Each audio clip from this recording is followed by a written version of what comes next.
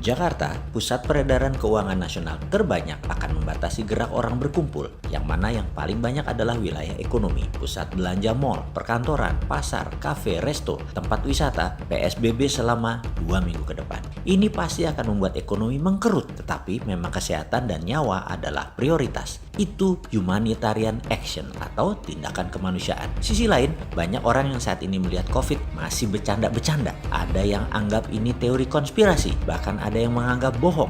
Mana buktinya? Di daerah gue nggak ada tuh. Bahkan ada rumor yang dipercaya banyak orang korban COVID pengakuan rumah sakit supaya rumah sakit dapat duit dari negara. Apapun itu, informasi simpang siur pasti ada yang menciptakan dan ada tujuan. Inilah informational warfare atau perang informasi demi mencuci otak dalam tanda petik manusia yang pendek akal, pendek ilmu, lidah tipis, drama queen atau manusia drama, negatif thinker pasti kena. Inilah propaganda. Teori konspirasi dengan konspirasi itu berbeda. Yang satu wacana, yang satu memang action. COVID mematikan? Ya, saya percaya. COVID man-made, buatan manusia yang memodifikasi RNA virus itu, saya percaya. COVID bertujuan untuk depopulation, saya percaya. COVID merupakan decoupling, keterputusan masa depan dengan masa lalu, saya percaya. COVID ada mastermind-nya, saya percaya. COVID bertujuan mengendalikan dunia kesehatan farmasi, saya percaya. COVID memaksa merubah dunia analog ke digital, saya percaya. COVID merubah pasar dunia ke digital dengan paksa, saya percaya. COVID memaksa manusia menatap 7 jam sehari layar gadget, saya percaya. COVID sebuah desain panjang dari mastermind, saya percaya. COVID bagi saya bukan benda ujuk-ujuk jadi, lalu akan hilang dengan sendirinya. COVID tidak di-manage, bubrah sebuah negara. Bisa jadi fail state,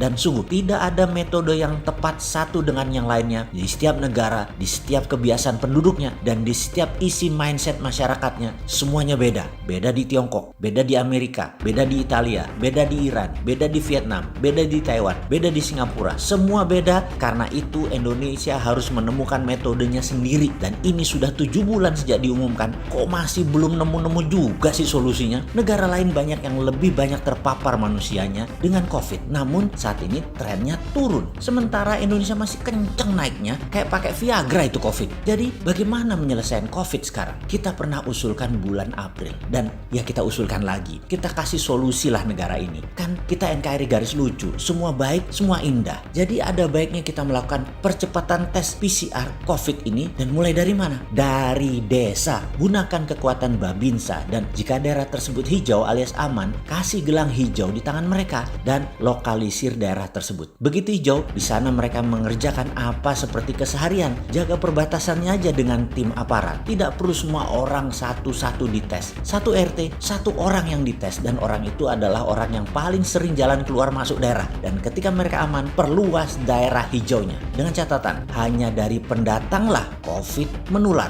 Pendatang yang gelang hijau lah yang boleh masuk, namun tidak boleh keluar masuk dari zona hijau, kecuali barang. Sekali lagi, perluas daerah hijau. Utamakan untuk kekuatan pangan, lumbung padi, sayuran, peternakan, dan berbagai kebutuhan pangan lainnya. Setiap 2 hari, rakyat datang ke posyandu untuk diberi vitamin. Gratis. Dan ini wajib. Jaga daerah hijau tadi dan perluas. Dan pastikan yang keluar masuk hanya barang. Di dalam daerah hijau, silahkan mengerjakan semuanya secara normal. 70% daerah Indonesia adalah kaum rural atau perdesaan. Lalu kepung ke arah urban atau perkotaan. Daerah kuning yang terdapat beberapa pasien, segera dihijaukan dengan bawa pasien keluar ke tempat pengobatan. Dan diamkan 14 hari daerah tersebut dengan isolasi mandiri. Setelah itu daerahnya jadi hijau. Normal lagi. Terus hal ini dikerjakan dengan cepat, semua mengepung ke arah kota, arah urban. Babinsa dan aparat kesehatan, pertahanan, dan keamanan bisa melakukan tes 10.000 tes per hari di semua wilayah. Saran saya, mulai dari Jawa dulu, lalu petakan. Daerah hijau normal, daerah kuning isolasi 2 minggu, daerah merah lockdown sebulan, dan semua ditanggung negara kebutuhan dasar 9 bahan pokok. Kurang apa? WA nomor Babinsa, nomor polsek setempat akan dikirim. Ada yang sakit, hubungin Babinsa, polsek akan dijemput, dan tenaga medis datang. Sekedar pembanding, strategi ini desa mengepung kota dipakai oleh pemerintah Cina kemarin dengan menggunakan hal yang sama. Hanya mereka menggunakan hal yang lebih canggih. Database dari handphone masing-masing penduduk. Di Wuhan misalnya, ketika bulan Januari, semua orang harus mendownload satu apps di ponsel mereka. Nama apps itu Jian Kang Bao, artinya sehat itu harta karun. Dengan mendownload apps tersebut, semua orang terhubung dengan pusat kesehatan nasional. Sejak itu, layar ponsel penduduk muncul status kesehatan masing-masing, hijau, kuning, atau merah. Ponsel telah berfungsi pula sebagai kartu kesehatan. Kalau layar ponsel mereka warna hijau, berarti diizinkan bergerak di zona hijau. Tapi kalau layar ponselnya warna kuning, mereka tidak boleh kemana-mana, apalagi warna merah. Dari mana asal status kesehatan itu? Siapa yang memberi status hijau, kuning, atau merah itu? Semua itu berasal dari big data. Kita sekarang buat versi Indonesia, versi kita. Tak perlu handphone, karena buat banyak orang masih kemahalan. Kasih gelang karet, karena ada Babinsa, Polsek yang mendata. Biarkan tim aparat pertahanan dan keamanan yang punya big datanya, yang terus menjaga perbatasan wilayah yang semakin melebar, wilayah amannya. Ada 600.000 aparat keamanan bisa digunakan, dideploy oleh negara segera, sekarang. Sesederhana hal itu. Kembali dengan tim aparat pertahanan dan keamanan ke desa-desa. Kita memperbanyak tes dan secepatnya membangun daerah hijau, membuat zona hijau di mana-mana. Kepung urban, kepung kota dengan zona hijau. Biayanya daripada 5,6 triliun buat pelatihan online, mending buat perangi COVID. Hari gini duit begituan buat pelatihan online, mau dapat apa mereka? Mau kerja apa mereka? Daripada kasih keuntungan miliaran ke anak kecil yang nggak punya integritas, mending buat dana desa melalui aparat keamanan. Sekali lagi, mending kasih tim medik, militer, dan kepolisian gerak dari Babinsa, Polsek terkecil berbarengan.